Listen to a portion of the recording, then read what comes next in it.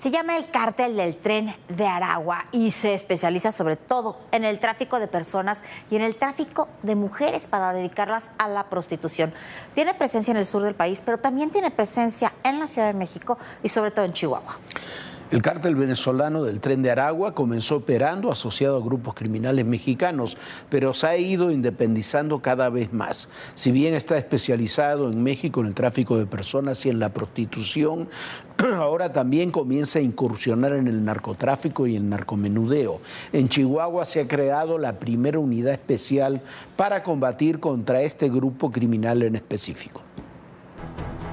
Se logró la captura de uno de sus secuestradores, quien era integrante del grupo delincuencial organizado transnacional Tren de Aragua. El 11 de julio, agencias de Estados Unidos anunciaron recompensas por hasta $12 millones por información que conduzca al arresto y o condena en cualquier país de los líderes del cártel venezolano Tren de Aragua. Se trata de Héctor Guerrero, alias Niño Guerrero, Johan José, alias Johan Petrica, y Giovanni San Vicente, alias Giovanni o el Viejo. Las recompensas del Departamento de Estado se ofrecen en coordinación con el gobierno de Colombia. También se anunció la designación del Tren de Aragua como una organización criminal transnacional significativa por parte de la Oficina de Control de Activos Extranjeros del Departamento del Tesoro. El Tren de Aragua comenzó como una pandilla carcelaria en la cárcel de Tocorón, en el estado de Aragua, en Venezuela. Se dedicaba principalmente al tráfico de personas y la prostitución. Sin embargo, expandieron su red criminal a Sudamérica y en los últimos años hacia Centroamérica, México y Estados Unidos. En Chihuahua, la Secretaría de Seguridad Pública conformó un grupo especial para dar seguimiento a este grupo criminal que opera en la entidad desde hace por lo menos 2 años. Y uno de sus objetivos o metas principales es el seguimiento al Tren de Aragua. Y hoy tenemos ya un dato más preciso de cómo está operando desde su ingreso al país a través del estado de Chiapas y a través del estado de Quintana Roo. Por otro lado, también los empezamos a ver ya mimetizándose con los mismos cárteles locales para fines de secuestro y trata de personas. De acuerdo con información de inteligencia, cuando el Tren de Aragua llega a un país, primero trabaja bajo las órdenes de las pandillas locales, pero en corto tiempo toman el control. Este grupo criminal centra sus actividades ilícitas en la trata de personas, la prostitución, el narcotráfico y homicidios dolosos, lo que le ha permitido expandirse por Latinoamérica. En nuestro país, el Tren de Aragua intenta controlar la explotación sexual en la Ciudad de México hasta llegar a la frontera para el tráfico de personas. De acuerdo con el Servicio de Aduana y Protección Fronteriza, los principales grupos que operan en la zona de El Paso, Texas, son la empresa La Línea, el Cártel de Sinaloa y recientemente el Tren de Aragua. Las investigaciones indican que los líderes Niño Guerrero y Giovanni se encuentran en Colombia. En el caso de Johan Petrica, se cree que está en Venezuela. La presencia de grupos criminales y de sicarios de distintos orígenes, de orígenes extranjeros en México, no es una novedad, pero se ha agudizado y se ha agudizado mucho en los últimos meses. Mire usted, el Tren de Aragua es un cártel, pero dentro de los cárteles mexicanos están operando personajes que vienen del crimen organizado, de grupos armados de El Salvador, de Guatemala, de Colombia y de Venezuela.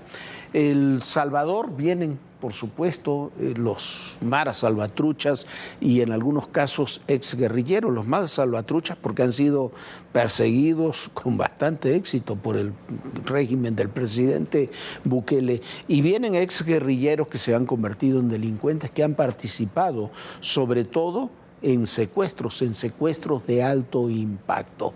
De Guatemala, desde mucho tiempo atrás, desde la época de los Zetas, de Guatemala vienen los caiviles. Los caiviles eran militares contrainsurgentes que tuvieron una participación terrible en las guerras civiles en Guatemala en los años 80, 90, hasta el año 2000, y que se han contratado para entrenar y para operar dentro de los grupos criminales. También algunos guerrilleros que, como ocurre en El Salvador, como ocurre en Colombia, se han ido pasando de la guerrilla a la delincuencia. En Colombia hay muchos integrantes de los ex-FARC que no se integraron a la vida política luego del acuerdo de paz.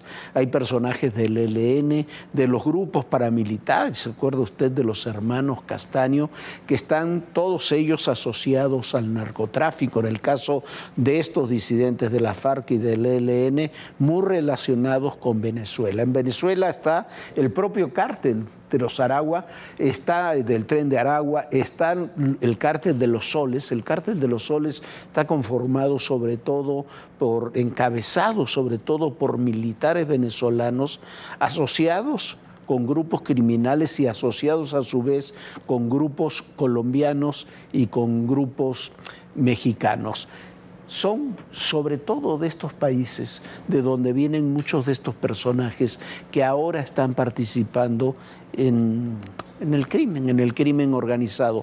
Una demostración de eso es lo que vimos en Tecpan de Galeana, donde había por lo menos entre las personas que fueron detenidas, había 11 personas de origen extranjero. De los 19 muertos originales del primer enfrentamiento, no sabemos sus nacionalidades porque muchos de ellos todavía no están identificados. Y hay a su vez muchos más que están en distintas esferas, en distintos planos y que terminan participando de estos grupos.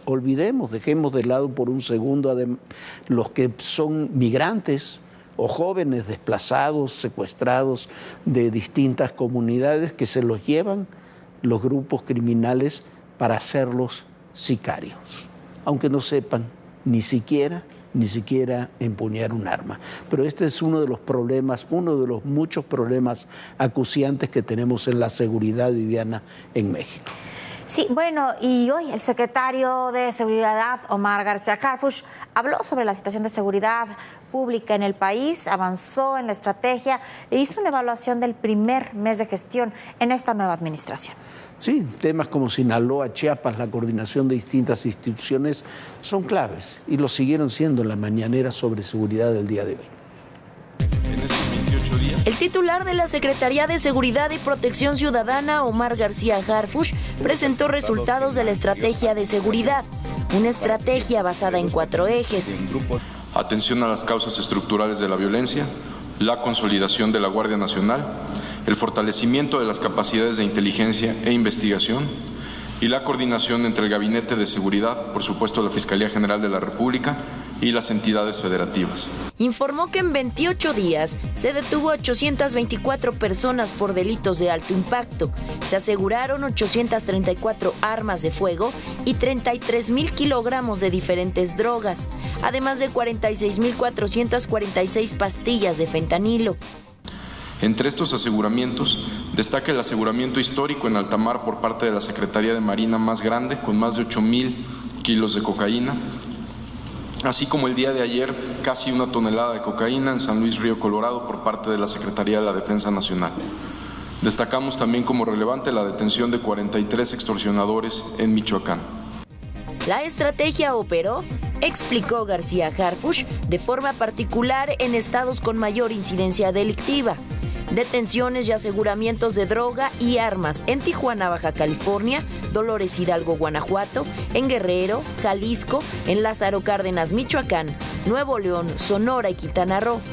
El secretario de Seguridad presentó una iniciativa para reformar el artículo 21 constitucional con el fin de dotar a la dependencia con mayor capacidad de investigación y coadyuvar con la Fiscalía General de la República en la indagatoria de delitos y cumplimientos de órdenes de aprehensión. Al mismo tiempo, se propone una nueva ley de seguridad con el objetivo de que exista más coordinación con fiscalías de las entidades federativas. Para ADN 40, Carmen Sánchez, Fuerza Informativa Azteca. Específicas en materia de seguridad pública. Con el del que somos el primer país exportador. Renunció, ¿por qué? Porque no estaba de acuerdo en la magnitud que ha tenido el narcotráfico mexicano. Las confrontaciones, las reacciones.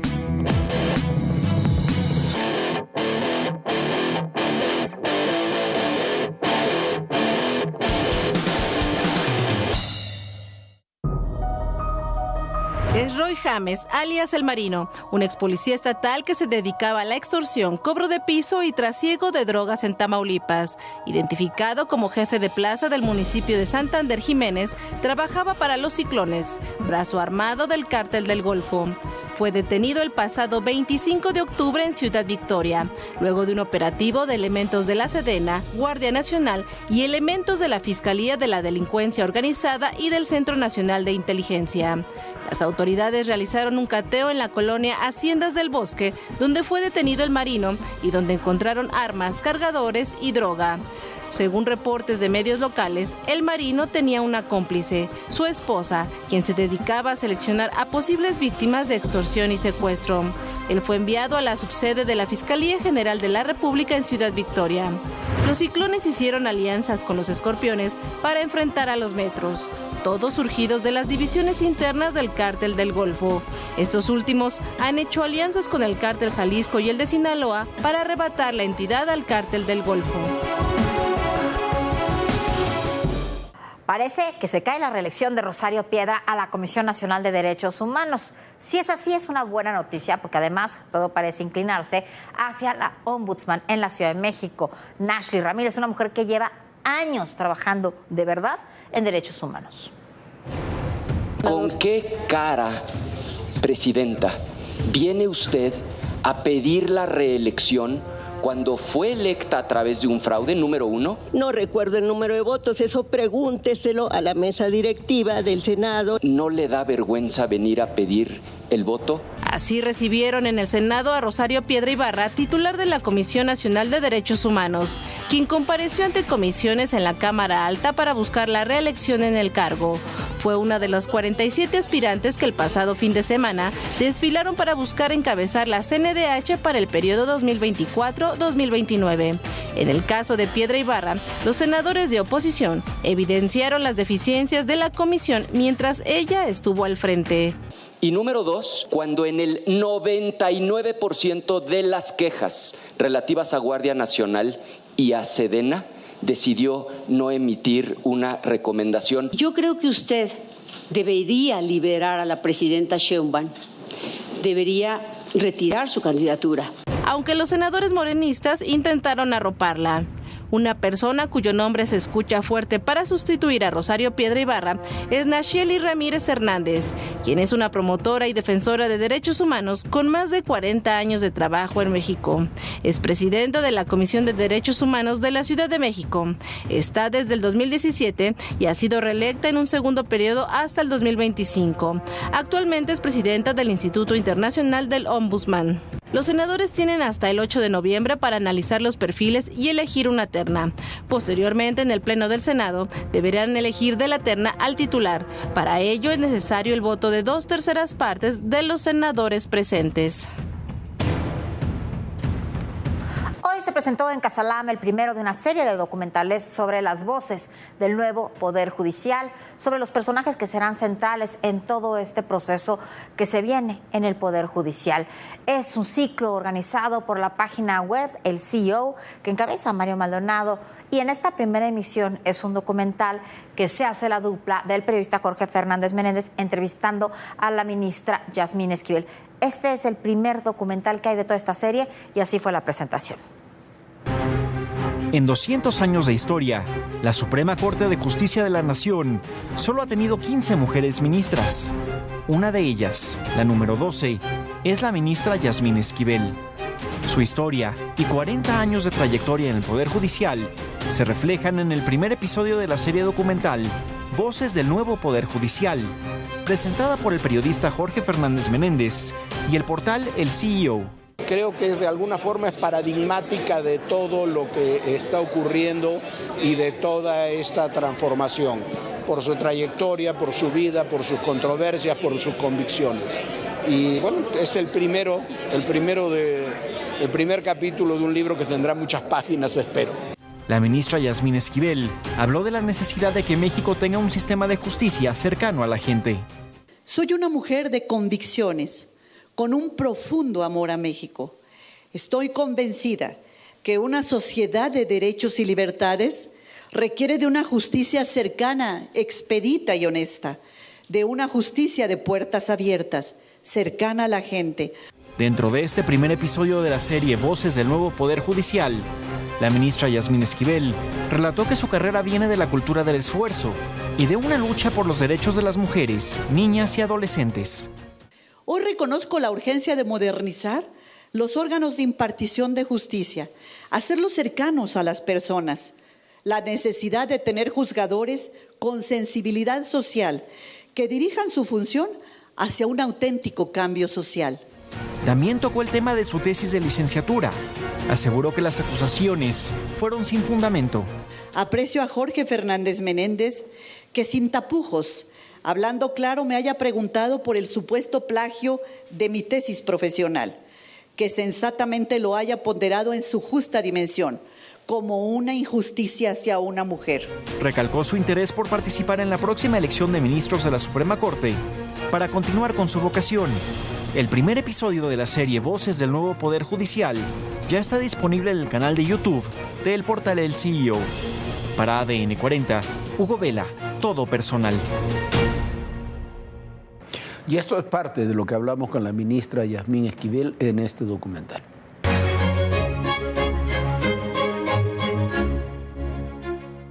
Era 21 de diciembre del 2022 y esta es tu tesis original de inoperancia de los sindicatos en los trabajadores de confianza del artículo 123 apartado A, tesis presentada por Yasmín Esquivel, está presentada en septiembre del 87, se convierte en una polémica nacional en los días además en que se estaba discutiendo quién llegaría a la presidencia de la Corte y tú eras una de las candidatas. Esa es la realidad. A partir de ahí se desarrollan muchas cosas. Mira, Jorge, efectivamente era yo una de las 5 candidatas para presidir la Suprema Corte de Justicia de la Nación, el puesto más alto dentro del Poder Judicial Federal. Y unos días antes de las votaciones, el 21 de diciembre de 2022, me entero por una nota periodística que me envía uno de mis colaboradores. Guillermo Sheridan escribe un artículo en el Universal. Escribe un artículo donde señala que hay otra tesis que es muy similar a la mía. ¿Por qué existe otra tesis y otra persona que se tituló con el mismo proyecto? Lo primero que hice fue levantar una denuncia por el plagio en agravio mío ante la Fiscalía de la Ciudad de México. El único objetivo que para mí es fundamental entre todos los que me he planteado es el bienestar de México, de los mexicanos, y que la justicia sea lo que realmente podemos lograr y que la gente la pueda advertir. Aquí existe la oportunidad para que podamos fortalecer y perfeccionar el sistema de justicia que tenemos actualmente. Y el único objetivo que para mí es fundamental entre todos los que me he planteado es el bienestar de México, de los mexicanos, y que la justicia sea lo que realmente podemos lograr y que la gente la pueda advertir. Hace algunos años escribimos un libro que se llamó Justicia Inútil. Esta es la justicia, esto que refleja Cauduro extraordinariamente en estos murales aquí en la Suprema Corte de Justicia de la Nación, es parte de esa justicia inútil que tenemos en nuestro país. Una justicia inútil que tiene, por supuesto, luces y sombras, que tiene aspectos muy positivos y otros terriblemente negativos. Habrá que hacer muchas reformas en el sistema de justicia en el país. Tenemos que tener más y mejores jueces. El tema de tener personajes, hombres, mujeres con una larga carrera judicial y que sepan qué es lo que están haciendo, termina siendo fundamental. Hay que escuchar las voces del Poder Judicial, de quienes lo integran, pero sobre todo de quienes serán actores protagónicos para construir un nuevo Poder Judicial. Me parece, en mi opinión muy personal, que la reforma judicial como está planteada no es la mejor reforma que podemos tener en la justicia en México. Lo hemos dicho aquí y en otros espacios 1000 veces. pero hay que conocer cuáles son esas voces, qué es lo que representan y qué es lo que quieren implementar en la justicia en el país, pero sobre todo en los casos, como es el caso de Yasmín Esquivel, como muchos otros, cuando son mujeres y hombres que tienen una carrera, una trayectoria, con los que se puede estar de acuerdo o no, ese es otro tema, pero que puedan expresarse con conocimiento de causa de lo que se quiere y lo que se necesita en el Poder Judicial. Ese es el objetivo.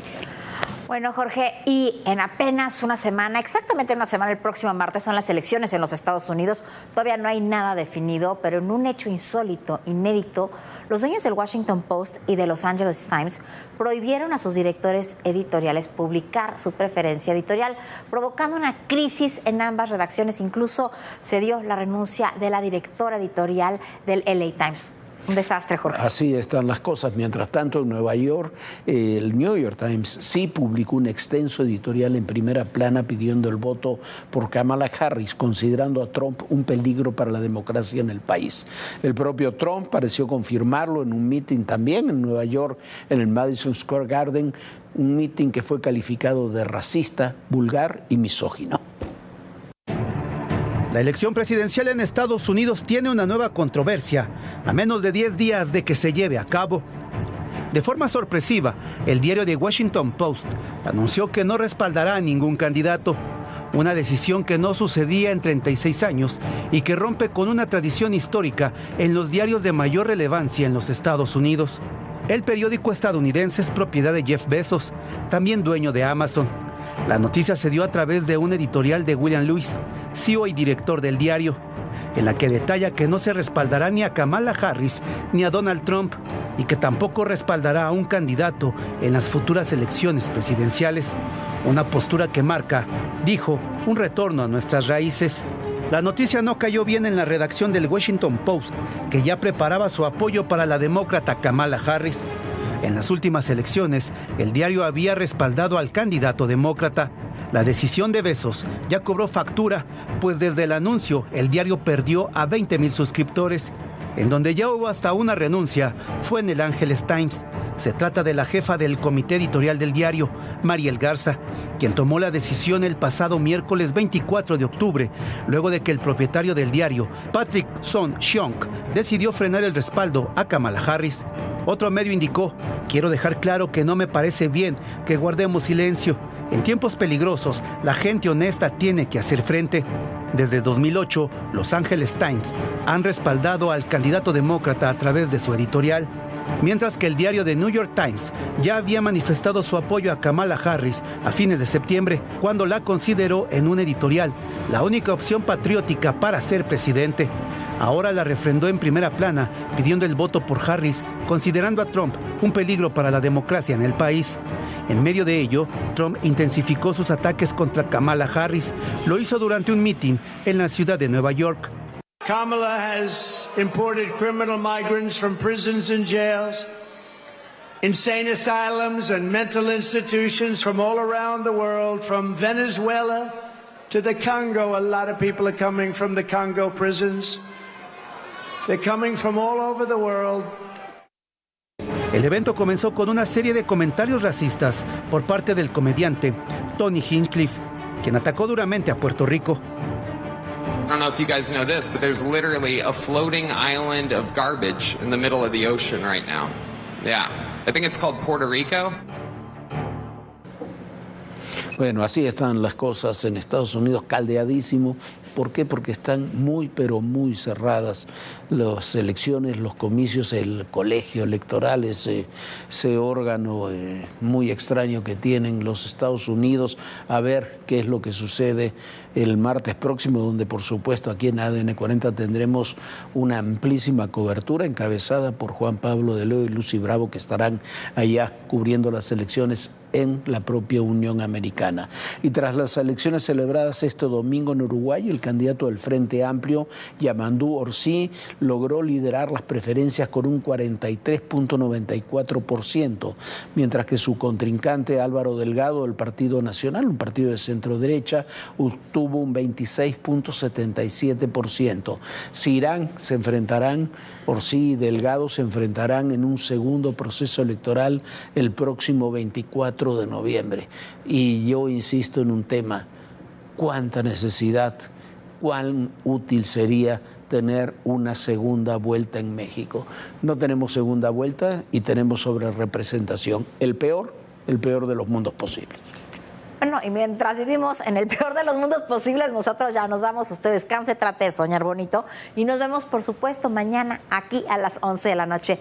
Descanse, nos vemos mañana. Bonita noche, Jorge. Muy buenas noches, Viviana. Muy buenas noches a todos ustedes. Y recuerde, en el poder y en la política todo, pero absolutamente todo, es personal. Gracias.